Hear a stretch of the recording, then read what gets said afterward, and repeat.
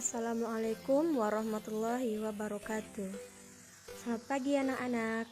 Semoga kita dalam keadaan sehat selalu ya. Baiklah, untuk pertemuan kali ini kita akan memasuki materi baru, yaitu menuangkan kreativitas dalam iklan, poster, dan slogan. Sebelum memasuki materi, Ibu akan menyampaikan KD-nya terlebih dahulu. KD akan kita bahas yaitu menelaah pola penyajian dan kebahasaan teks iklan, slogan, atau poster dari berbagai sumber yang dibaca dan didengar. Adapun indikatornya yaitu 1. Peserta didik dapat menelaah pola penyajian teks iklan dari berbagai sumber yang dibaca dan didengar. 2. Peserta didik dapat menelaah kebahasaan teks iklan dari berbagai sumber yang dibaca dan didengar. Sebelum memasuki pola penyajian, Ibu akan menjelaskan sedikit tentang pengertian, ciri, jenis, dan fungsi iklan, slogan, serta poster. Pertama, kita akan membahas tentang iklan. Iklan ini sudah sering kita temui di dalam kehidupan kita sehari-hari. Sudah tidak asing lagi ya kita dengar. Baiklah, Ibu akan menjelaskannya terlebih dahulu. Iklan ini diartikan sebagai berita pesanan untuk mendorong dan membujuk khalayak ramai agar tertarik pada barang atau jasa yang ditawarkan. Dengan kata lain, iklan merupakan media pemasaran yang digunakan untuk memengaruhi pemilihan dan keputusan pembeli. Jadi iklan ini agar konsumennya atau orang ramai itu jadi tertarik dengan iklan tersebut. Selanjutnya, ciri iklan ada 5. Pertama, iklan bersifat informatif dan komunikatif. Maksudnya, informatif di sini iklan dapat memberikan informasi kepada khalayak ramai dan komunikatif itu untuk mempengaruhi khalayak ramai. Kedua, iklan harus disusun secara objektif dan jujur. Jadi iklan ini tidak boleh bohong ya. Contohnya, di dalam sebuah kemasan tertulis tidak terdapat MSG, namun pada kenyataannya terdapat MSG. Jadi iklan tersebut tidak jujur. Ketiga, iklan ditulis singkat, padat, jelas, dan mudah dipahami seperti contoh di samping. Keempat, iklan tidak menyinggung pihak lain. Jadi iklan itu tidak boleh menyinggung pihak manapun ya. Terus kelima, iklan menarik perhatian banyak orang. Fungsinya di sini agar barang atau jasa yang kita tawarkan dapat diterima dan diminati oleh khalayak ramai. Berikutnya kita akan mempelajari tentang jenis iklan. Jenis iklan terbagi menjadi 3. Ada berdasarkan sifat, tujuan, dan berdasarkan ruangnya.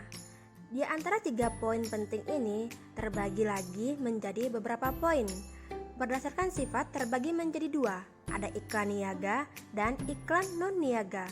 Berdasarkan tujuan ada penawaran dan permintaan.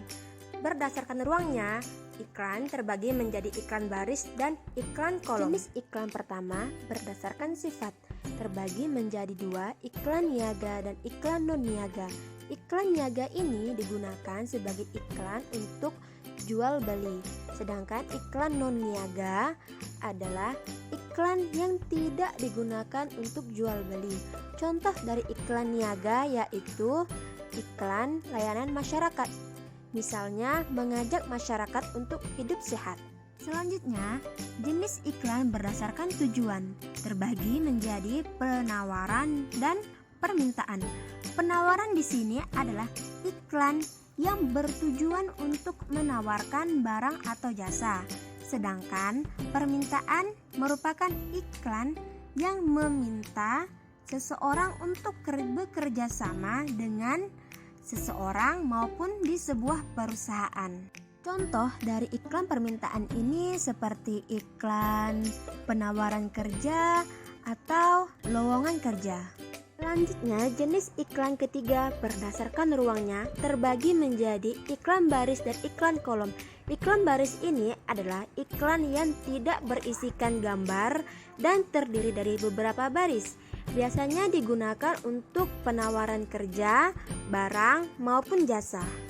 Iklan kolom adalah iklan yang terdiri atas ilustrasi, gambar, foto, atau bagan dengan kata-kata yang berhubungan pada gambar tersebut. Iklan ini lebih besar daripada iklan baris yang digunakan untuk menawarkan, mengajak, membujuk khalayak agar orang membeli produk atau barang yang ditawarkan. Iklan baris dan iklan kolom ini akan kita pelajari lebih lanjut pada pola penyajian iklan. Sekarang kita akan mempelajari tentang pola penyajian. Pertama, ada pola penyajian iklan yang terdiri dari media cetak dan media elektronik. Kita akan membahas tentang media cetak terlebih dahulu. Sudah pasti tahu dong apa itu media cetak. Media cetak yaitu media yang mengandalkan media gambar, warna, dan tulisan. Berikut ini media cetak yang menggunakan kata atau kalimat saja, yaitu pada iklan baris. Ini merupakan contoh dari iklan baris penjualan motor. Tidak ada gambar pada iklan baris dan hanya terdiri dari kata maupun kalimat saja. Selanjutnya, media cetak yang menggunakan gambar, kata, atau kalimat adalah iklan kolom, spanduk, floor display, dan flag chain. Gambar ini merupakan contoh dari iklan kolom yang berisikan gambar dan tulisan. Biasanya iklan kolom ini dapat kita temukan pada koran atau majalah. Selanjutnya ada spanduk. Spanduk merupakan iklan media cetak. Spanduk iklan ini sering kita temukan di tepi-tepi jalan. Sudah tidak asing lagi ya dengan spanduk yang berisikan iklan.